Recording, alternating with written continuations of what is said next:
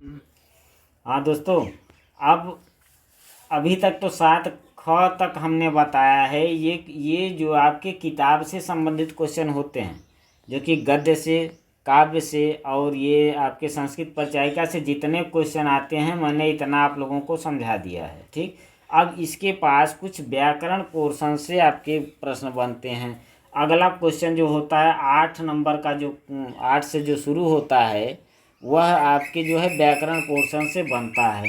अब व्याकरण पोर्शन में क्या क्या चीज़ें आती हैं और कितना आपको पढ़ना है, सिर्फ मैं उतना ही आपको समझाऊंगा, उतना ही आप पढ़िए। उतने से जो है, चूँकि आपके पास समय कम है, इसलिए मैं ये चाहता हूँ कि कम समय में आप जो है अच्छे से अच्छा अंक अर्जित करें। ठीक, इसके लिए आप लोगों को कुछ सजेशन देना चाहूँगा। जितना कहूँगा बस उतना ही आप लोग तैयार करिए, और इसके लिए अलग अलग वीडियो मैं बना करके डाल दूंगा डिस्क्रिप्शन बॉक्स में, आप लोग वहाँ पर देख लीजिएगा। जैसे एक दिन आपको लोगों को रस समझा दूंगा अलग से वीडियो बना करके, एक दिन अलंकार समझा दूंगा, एक दिन छंद समझा दूंगा। तो आप लोगों के को जो आता है, जिसको नहीं आता उसको, वो भी जो है अच्छे ढंग से वो समझ जाएंगे और ज़िंदगी में फिर कभी भूलेंगे नहीं। इस ढंग से समझा दूंगा। चलते हैं हम 8 का क की ओर। तो 8 के क में आपके रस आएगा। रस आपके कोर्स में सिर्फ 2 ही रस पढ़ने हैं। पहला जो होता है हास्य रस और दूसरा होता है करुण रस। तो आप लोग पढ़े होंगे, अभी तक साल भर का समय धीरे धीरे बीतने को हो गया। तो हास्य रस में आप लोग जानते होंगे कि जिस जिस भाव में या जिस कविता में या जिस बोली में जिस भाव में जो है हंसी का भाव आता है, तो वहाँ पर हास्य रस हो जाता है। और करुण मतलब दया होती है। जिस कविता में या जिस भाव में अगर थोड़ा सा दया की भाव आया, दुख का भाव आता है, तो वहाँ पर करुण रस हो जाता है। तो हम इसको अब विस्तार से तो समझाएंगे नहीं, आपको मॉडल समझा रहे हैं, इसलिए अगले वीडियो में हम इसको जो है अच्छे ढंग से इसका पूरा परिभाषा उदाहरण सही समझाएंगे।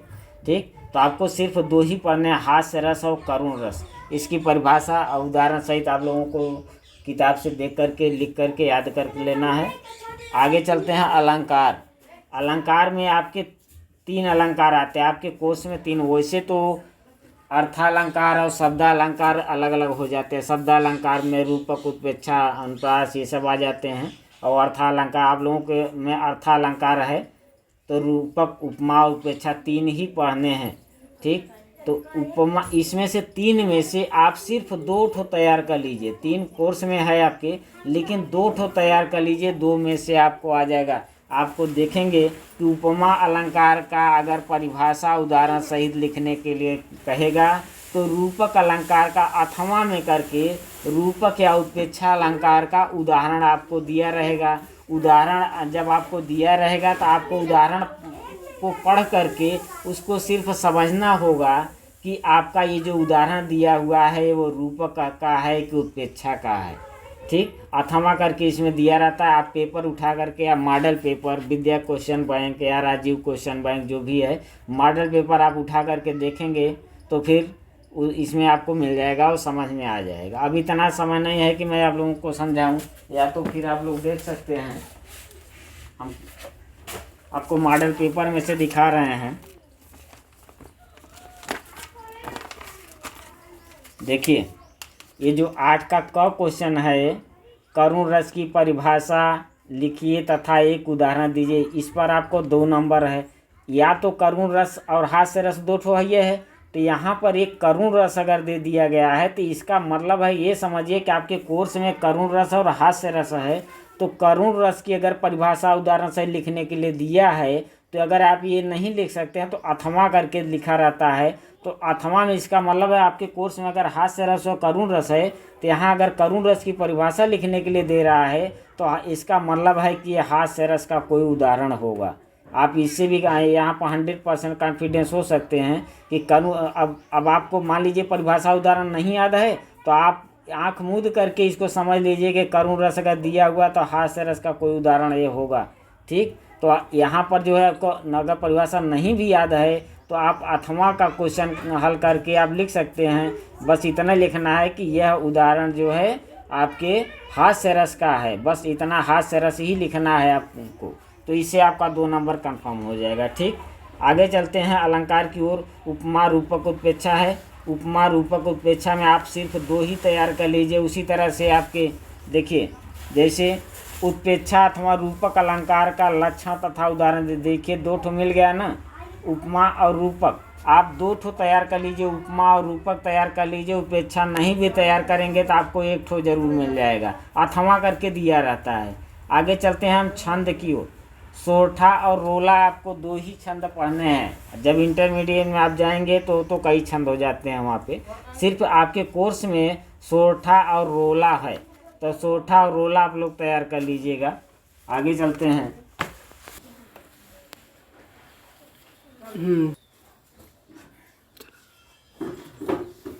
हाँ, आप चलते हैं क्वेश्चन नंबर 9 की ओर। क्वेश्चन नंबर 9 में आपके रहेगा, निम्नलिखित उपसर्गों में से किन्हीं उपसर्गों में से 3 के मेल से एक एक शब्द आप लोगों को बनाना पड़ेगा। ठीक है, तो उसी तरह से आपको मान लीजिए 5 ठो या 6 ठो उपसर्ग दिया रहेगा। आप लोग जानते होंगे, आप पढ़े होंगे कि उपसर्ग आपके हिंदी में 22 होते हैं। जैसे होता है प्र, परा, अप, सम, अनु, अव, निस, निर, दुस, दूर, बी, आंग, नि, अध, यप, यत, प्रति, परि, उप। इस तरह से 12 ठो उपसर्ग होते हैं। 12 उपसर्गों में से आपको हला है उसको याद नहीं करना है, आपको खाली एक एक शब्द बना देना है बस। जैसे प्र से आप लोग इतने दिन से पढ़ रहे हैं भाई, 9-10 साल पढ़ रहे हैं, तो प्र से संबंधित कोई प्रश्न तो बना सकते हैं। जैसे प्र से प्रकाश तो समझते हैं ना, यानी पहला शब्द जो है इससे मिलना चाहिए। प्र से संबंधित कोई भी प्रश्न, मतलब आपको एक शब्द बना दे। जैसे प्र से प्रकाश हुआ, प्र से और कोई प्रदेश हो सकता है आपका। जैसे प्र से प्रतिष्ठा हो सकती है आपकी, प्रतिष्ठा। ठीक, उस तरह से एक एक शब्द आपको बनाना है। हमने तो 3 शब्द आपको बता दिया, सिर्फ एक शब्द बनाना है। यानी इसी चीज़ को लेकर के, यानी उपसर्ग का मतलब आगे लगता है और प्रत्यय आपका पीछे लगता है। तो ये उपसर्ग जो होते हैं ये आगे से शुरू होता है। जैसे परा है, तब परा से कोई भी आप नाम दे दीजिए, पराजय। ठीक, उसी तरह से अप से आप जानते होंगे कि अप से अपमान भी आप बता सकते हैं। अभि से अभिराम कर सकते हैं। परि से जैसे परिवार हो सकता है ना। तो यानी एक एक ही शब्द खाली आपको बनाना है, सिर्फ एक शब्द। तो इतना तो आप लोग कर ही सकते हैं। जो शब्द आपका दिया रहेगा उसी से संबंधित एक एक शब्द बनाना होगा बस। और उसके साथ साथ आपका ये 2 नंबर का, और वो भी 5 ठो दिया रहेगा। 5 में से किन्हीं 3 शब्दों पर आपको लिखना है। ठीक, आगे चलते हैं 9 का ख की ओर। किन्हीं 2 प्रत्ययों का प्रयोग करके एक एक शब्द बनाए। 5 ठो दिया रहेगा, 5 में से किसी 2 का करना है सिर्फ आपको। मैंने बताया कि उपसर्ग आपके शब्द के आगे लगता है, प्रत्यय जो होता है किसी शब्द के पीछे लगता है। जैसे पन है, पन से हम ऐसा शब्द कोई बनाएं जिससे पीछे जो है उसके पन आए या पन शब्द आए। तो हम लोग जानते हैं जैसे बचपन, तो यहाँ पर पन शब्द लास्ट में आया ना। तो जब पन शब्द लास्ट में आ गया, कहने का मतलब ये आपका प्रत्यय पन था, तो उससे संबंधित हमने एक शब्द बना दिया पन, बचपन। जैसे ता से सुंदरता, सज्जनता इसमें आएगा।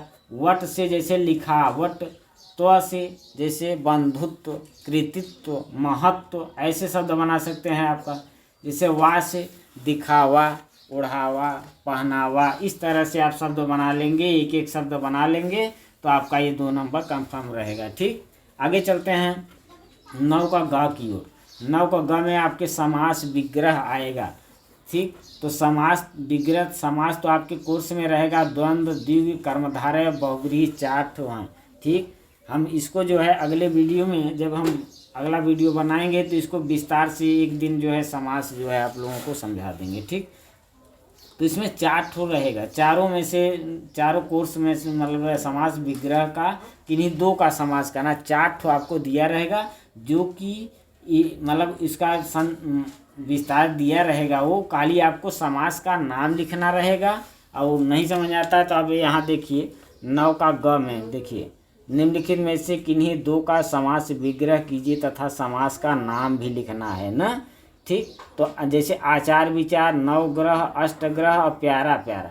कहने का मतलब ये है कि 4 ठो अगर दिया है तो चारों में से एक एक ठो रहेगा। समझ लीजिए, द्वंद्व से रहेगा एक, द्विग से, कर्मधारय से, बहुव्रीहि से। ठीक, तो किन्हीं 2 का जो है आपको किन्हीं दो का खाली नाम लिख देना है, इसी के आगे नाम लिख देना है, जैसे आचार विचार, नवग्रह, हाँ, प्यारा प्यारा, अष्टग्रह, इसी के आगे आपका नाम लिख देना है। जैसे ये आपका नवग्रह है ना, तो नवग्रहों का जो समूह है, ये द्विगु समास जो होता है ना, वो संख्यावाचक शब्द में आता है, इसके आगे आपको लिख देना है द्विगु समास। बस इसके आगे इतने से आपको 2 नंबर कंफर्म हो जाएगा। ठीक, आगे चलते हैं हम। आगे तद्भव तत्सम शब्द आता है, 4 ठो दिया रहेगा, 4 में से किसी 2 का आपको तत्सम शब्द लिखना है। हाँ, तत्सम शब्द और तद्भव शब्द आप लोग जानते होंगे कि तत्सम शब्द जो होता है हिंदी का शुद्ध रूप होता है, संस्कृत का शुद्ध रूप होता है तत्सम शब्द, और तद्भव जो होता है हिंदी का रूप होता है। जैसे आग का अग्नि होता है ना, ठीक, आप लोग पढ़े होंगे या किताब से देख लीजिएगा। पर्यायवाची शब्द आप लोग इतने दिन से पढ़ रहे हैं, तो भाई पर्यायवाची तो कुछ तो जानबा ही करते होंगे। उसमें भी मेन होते हैं, जैसे गंगा हो गया, नदी हो गया, पर्वत हो गया, हाथी हो गया, ये जल हो गया, कमल हो गया, सूर्य हो गया, चंद्रमा हो गया। ये सब अब नॉर्मल जो है पर्यायवाची आप लोग तैयार किए रहेंगे तो आपको ये ना सब हो जाएगा। ठीक, आगे चलते हैं 10, क्वेश्चन नंबर 10 की ओर। 10 में आपके संधि आएगा। संधि आपके कोर्स में सिर्फ 2 ही संधि आपको पढ़ना है, एक वृद्धि संधि और एक यण संधि। वृद्धि संधि का जैसे उसका होता है सूत्र वृद्धि रेचि, यण संधि का इको यणच। हाँ, तो उसमें क्या करना होगा, आपको संधि करना होगा और संधि का नाम लिखना होगा। ठीक, संधि मतलब जोड़ होता है, आप लोग पढ़ेंगे किताब में। मैंने या अब आपको हम क्वेश्चन दिखा दे रहे हैं कि 10वां का क देखिए, निम्नलिखित में से किन्हीं 2 में संधि कीजिए और संधि का नाम लिखिए। जैसे ली धन आदेश, यहाँ पर क्या है कि संधि का विच्छेद किया हुआ है ना, तो संधि का विच्छेद करके किया है, तो आपको संधि करना है। संधि मतलब जोड़ करना है। तो ली धन आदेश का लादेश हो जाएगा। जैसे मातृधन आज्ञा का मात्राज्ञा हो जाएगा, मधुधन अरि का मध्वरि हो जाएगा, और प्रतिधन एकम का प्रत्येकम हो जाएगा। और इसके लिए जो है हम अलग से वीडियो बनाएंगे, आप लोगों को समझा देंगे कि इसमें कैसे होता है, वृद्धि संधि होगा कि यण संधि होगा। ठीक, वैसे भी आपको सिर्फ कोर्स में सिर्फ 2 ही पढ़ना है, वृद्धि संधि और यण। इसका मतलब है कि आपको कोई वृद्धि संधि और कोई यण संधि का ये उदाहरण है। ठीक, आपको खाली इसका ना, जैसे मात्राज्ञा है तो यहाँ पर लिख देंगे मात्राज्ञा, हाँ, और उसके बाद जो है आपका कौन सा संधि है, जैसे ये मान लीजिए वृद्धि संधि है तो वृद्धि संधि इसके आगे लिख देंगे। बस इतना ही काम करना है बस। ठीक, आगे चलते हैं। शब्द रूप आएगा आपको। शब्द रूप में मैं ये गारंटी के साथ कह सकता हूँ कि जितना आप इसमें हम लिख दिए हैं उतना ही खाली आपको तैयार करना है। एक फल, एक मति, एक मधु, एक नदी, एक अकारांत, एक इकारांत, एक उकारांत और एक ईकारांत में बड़ी की मात्रा जो होती है ना, ये चारों में से जो है आपको, आप 10 साल का पेपर उठा कर देख लेंगे तो चारों में से आपको जो है अवश्य मिल जाएगा, और सिर्फ इतना ही आपको तैयार करना है बस। उसी तरह से धातु रूप में जो आते हैं, तो धातु रूप में सिर्फ आप पढ़िएगा पठ, गम, क्री और हंस, ये 4 ठो आप तैयार कर लीजिए। इसके बाद जो है इसमें से आपको मिल जाएगा। ठीक, आगे 10 का घ में संस्कृत में कुछ अनुवाद दिए रहते हैं, 5 ठो अनुवाद दिया रहेगा, उसमें से आपको 2 या 3 ठो उसका जो है संस्कृत में अनुवाद करना होता है, तो आप इसको अनुवाद देख लीजिएगा। आगे चलते हैं निबंध। निबंध कुछ ऐसे आते हैं जो कि वर्तमान घटनाओं पर आधारित है। जैसे वर्तमान में अब हम लोगों के सामने क्या है, जैसे प्रदूषण की समस्या है आजकल, फिर कुछ कंप्यूटर युग है तो कंप्यूटर से संबंधित आपका जो है निबंध आ सकता है। योग शिक्षा को बढ़ावा मिल रहा है इस समय, तो इसलिए योग पर आपको निबंध आ सकता है। मोबाइल आप लोग जानबे करते हैं कि मोबाइल से क्या उसके दुष्परिणाम क्या हो रहे हैं, क्या लाभ है, क्या हानि है, और कुछ जनसंख्या विस्फोट से संबंधित, भाई पॉपुलेशन तो बढ़ ही रही है, तो जनसंख्या यानी इतना ही से संबंधित जो है आपके क्वेश्चन में मतलब 4-5 तो दिया रहेगा, तो उसमें से आपको सिर्फ एक पर लिखना है। तो आप लोग ज़्यादा फोकस करिएगा इन सब के निबंध पर। हाँ, ठीक, आगे चलते हैं क्वेश्चन नंबर 12 की ओर। क्वेश्चन नंबर 12 आपका खंडकाव्य रहेगा। तो खंडकाव्य में स्वपठित खंडकाव्य के आधार पर प्रश्नों के उत्तर देना होगा। इसमें क्या होता है कि जिला वाइज बटा हुआ रहता है ना, किस ज़िले में आपका कौन चलता है, आप जिस ज़िले से होंगे, जिस ज़िले से आप मान लीजिए एडमिशन कराए होंगे या नाम लिखाए होंगे, उसी ज़िले से संबंधित जो है खंडकाव्य अलग अलग। जैसे मिर्ज़ापुर डिस्ट्रिक्ट में जो है आपका ये ज्योति जवाहर चलता है खंडकाव्य, और इलाहाबाद डिस्ट्रिक्ट में ये आपका अग्र पूजा चलता है ना।